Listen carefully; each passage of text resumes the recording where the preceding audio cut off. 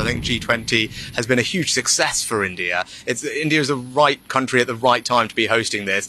No form of extremism or violence like that is acceptable in the UK, and that's why we are working very closely with the Indian government to particularly tackle PKE, pro-Khalistan extremism. We have working groups together to share intelligence and information so that we can root out this kind of violent extremism. It's not right, and I won't tolerate it in the UK.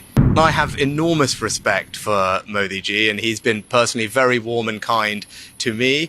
I'm a proud Hindu, and that's how I was raised. That's how I am. Hopefully I can visit a mandir while I'm here for the next couple of days. And yes, we've just had Raksha Bandhan, so from my sister and my cousins, I have all my Rakis. And, you know, I didn't have time to celebrate Janmashtami properly the other day, but hopefully, as I said, I can make up for that if we visit a mandir this time. It is taking place here in the backdrop of a conflict, Ukraine and Russia conflict. So, do you think it will cast a shadow, and will it have an effect on the consensus building and the outcome? Well, first of all, thank you for the warm welcome. It's fantastic for me to be back in India. Obviously, it's personally very special for me to be here, particularly with Akshata, and we've thoroughly enjoyed the first few hours of our trip so far.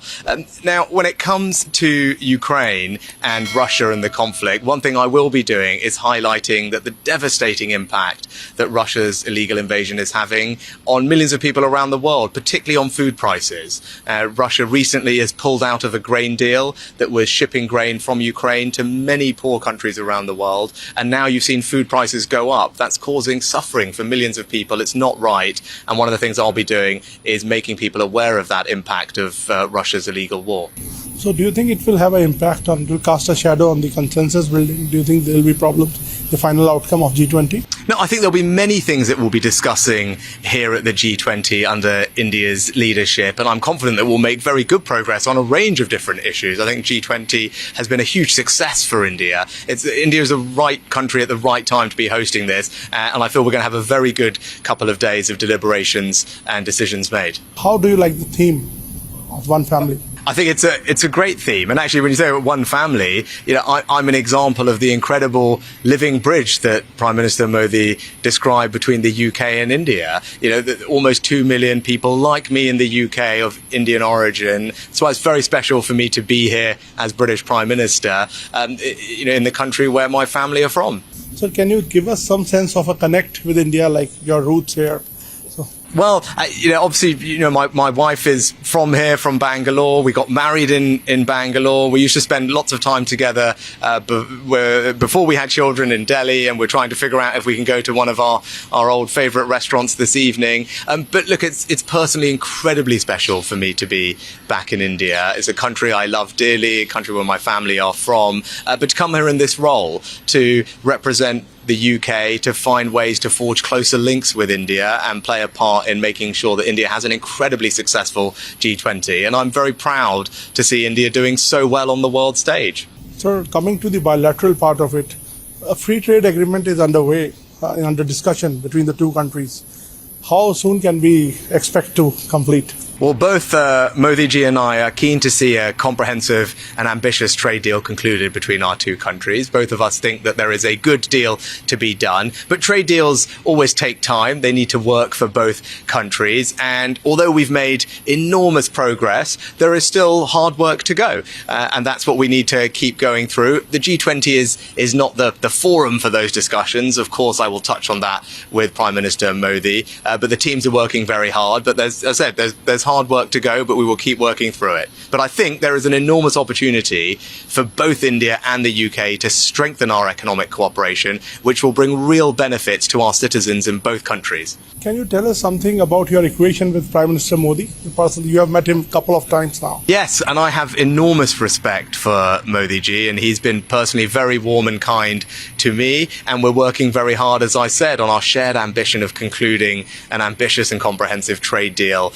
between India and the UK, because both of us think that would be a good thing, and both of us need to make sure it works for our two countries. And at forums like this, I'm very keen to support Prime Minister Modi in making sure that this G20 is an enormous success for India, which I know it will be, and this has been a great year for India more generally. Sir, another question. A lot of Indian community lives in your country there, and we have seen some ugly scenes of Khalistani protests, separatist protests.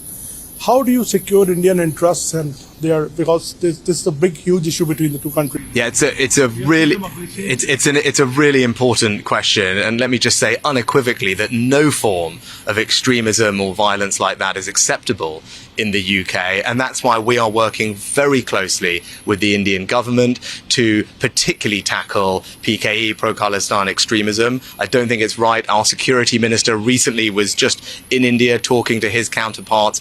We have working groups together to share intelligence and information so that we can root out this kind of violent extremism. It's not right, and I won't tolerate it in the UK. Sir, how do you look at India's position on Russia and Ukraine? Well, it's not for me to tell India what positions to take on international issues, but I know India rightly cares about the international rule of law, the UN Charter, and respect for territorial integrity. I think those are things that are universal values that we all share. Those are things that I believe, and India, I know, believes in those things too. Sir, you have defined India-UK relations as a defining of our times. And what is the roadmap of 2030? Can you give us some broad sense of the bilateral relation there? Well, I think the bilateral relationship is in good health, and Prime Minister Modi and I are keen to deepen and broaden our relationship. The FTA is an obvious way for us to do that, which is why it remains our priority. And as I said, hard work to go, but I hope we can conclude a successful FTA. I think we can strengthen our security relationship as well. That's something that I've spoken to the Prime Minister about. And then something I'm particularly excited about is increasing the collaboration between our incredible researchers, our scientific community, our universities. The UK and India are two of the leading science technology superpowers of the world. And I think if we work more closely together, we can create jobs, create new businesses, and help solve some of the world's most pressing problems. My last question to you. You talked about your roots in India. People also there's much talk about your roots. You are connected to Hinduism and you wear these, rollies in your hands. Tell us something about it.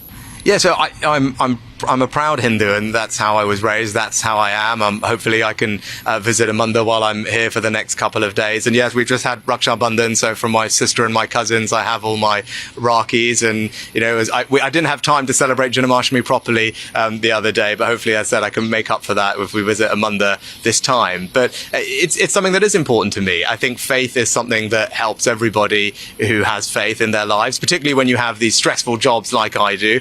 Having faith to give you resilience, to give you strength is important, and it provides an outlook on life which I find particularly valuable.